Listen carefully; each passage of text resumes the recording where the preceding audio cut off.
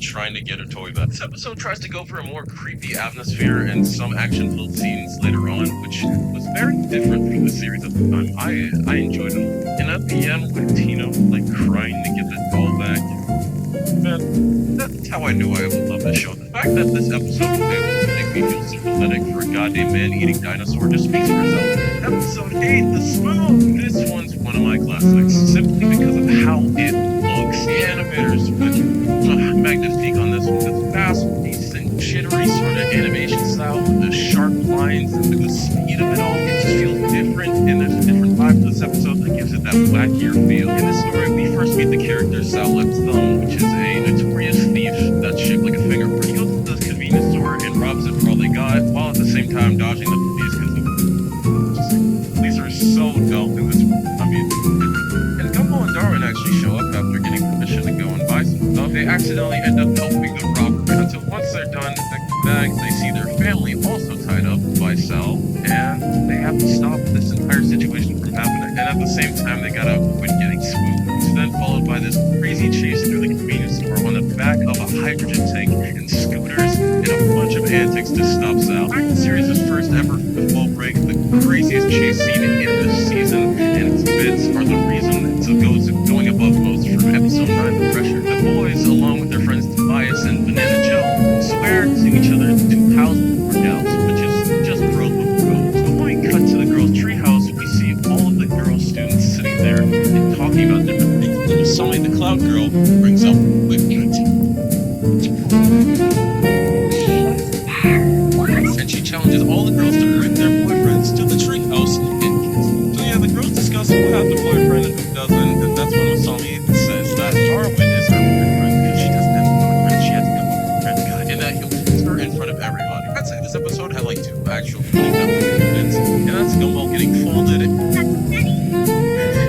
one hand, I created diversion, say Darwin. On the other hand, I splash opinion. And the accidental bro kiss at the end. These two little things accidentally had to kiss it.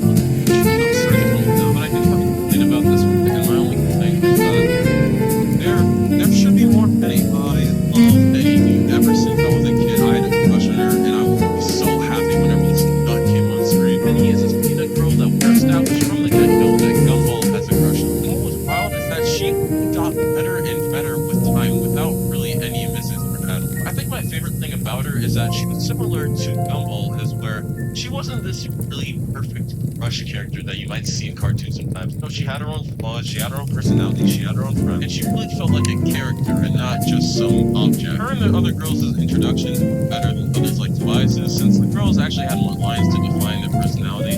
Even though he showed less of her skin here, that's just because that's how she was. You can still even see that Gumball and he had great chemistry even in the first few interactions, including episode 10 of Payday. You were first mainly introduced to the Elmore Junior High School Principal Brown, who discovers a nice maid of her family, where you can see them being their good old dysfunctional selves.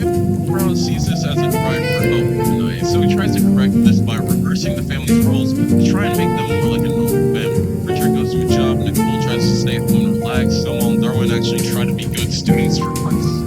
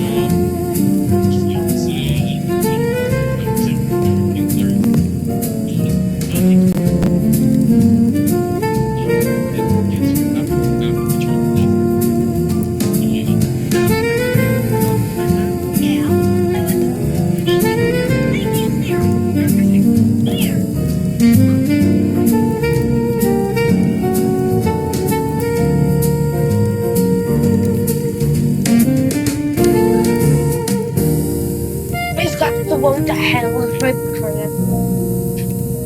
And he does it again for the rest of the episode. We just watch Gumball and Darwin annoy Larry into winning his life, and then we watch these not really funny sequences at the end.